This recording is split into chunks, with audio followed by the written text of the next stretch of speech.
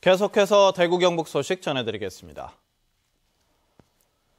경북 지역에 한파특보가 내려지는 등 기온이 크게 떨어졌습니다. 오늘 아침 최저기온은 대구 영하 4.5도, 포항 영하 4.2, 봉화 영하 15.1도 등이고 새벽 3시를 기해서 경북, 군위, 청도, 고령 등 10개 시군에 한파특보가 내려졌습니다.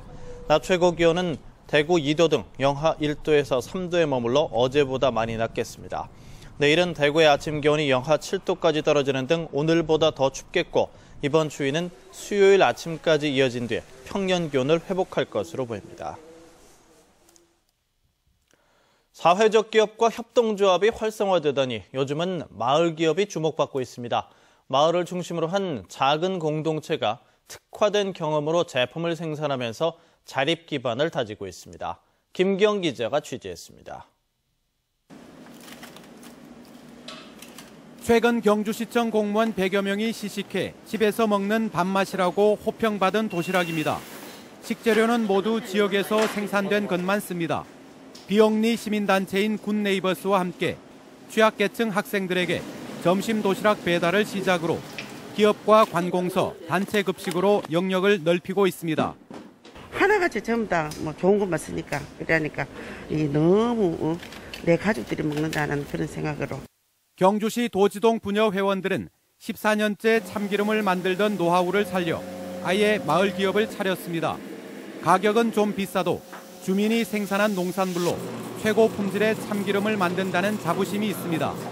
자그만 하지만 농가의 소득을 이루어줄 수 있고 그다음에 거기에서 나오는 이익금을 가지고 지역을 위해서 봉사할 계획입니다. 그러니까 바로 이것이 일석삼조라고 생각합니다. 황토주택 바람이 불고 있지만 정작 믿을 수 있는 황토 벽돌은 구하기 어려운 게 현실입니다. 볏짚을 섞은 전통 수제 벽돌은 공정이 힘들고 길어 이익만을 보고 만들기엔 어려운 제품입니다. 경주시는 엄격한 심사로 마을 기업을 선정해 1년 차에는 5천만 원, 2년 차에는 3천만 원을 지원하고 있습니다. 생산하는 물품을 팔로 개척하는데도 주력을 할 것이고 앞으로 이런 말기업, 우리의 많은 지역 특산물을 이용한 말기업도 새롭게 육성할 그런 계획도 있습니다. 경상북도에는 영덕 창수 전통묵과 울진 야생초 기능성 김치 장목반 등 76개의 말기업이 육성돼 농촌에 새로운 활력을 불어넣고 있습니다. MBC 뉴스 김기영입니다. 대구지방경찰청은 오늘부터 설 연휴 이후인 2월 14일까지 한 달간 불량식품 특별단속을 실시하기로 했습니다. 특히 명절 선물용 제수용 식품과 관련해서 허위 과장 광고나 유해식품 제조와 유통, 원산지를 속이는 행위 등을 중점 단속 대상으로 선정해 구속 수사를 원칙으로 엄정 사법 처리할 방침입니다. 또 식약처와 지자체 등 관계기관과 협조해 업체 폐쇄와 영업정지 등 행정처분도 병행되도록 할 방침입니다. 지난해 대구에서는 화재로 모두 14명이 목숨을 잃은 것으로 나타났습니다.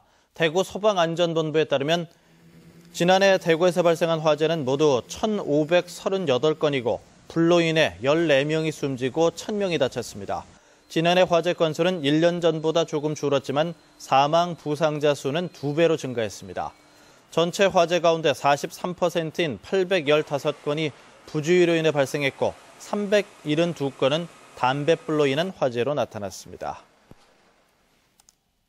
대구시가 행정적 낭비 요인과 시행착오를 예방하기 위해 일상감사 및 계약 심사를 실시한 결과 최근 3년간 727억 원, 지난해에는 216억 원의 예산 절감 효과가 발생한 것으로 나타났습니다.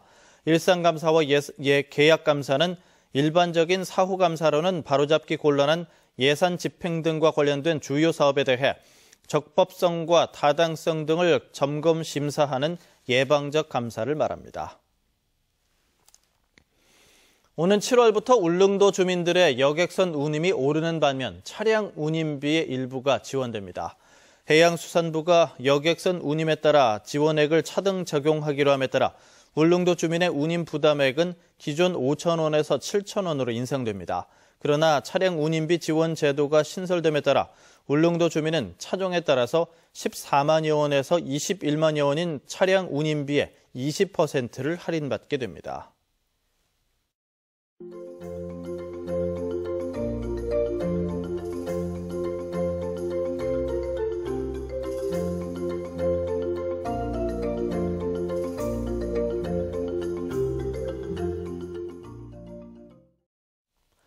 MBC 생활뉴스를 마칩니다. 고맙습니다.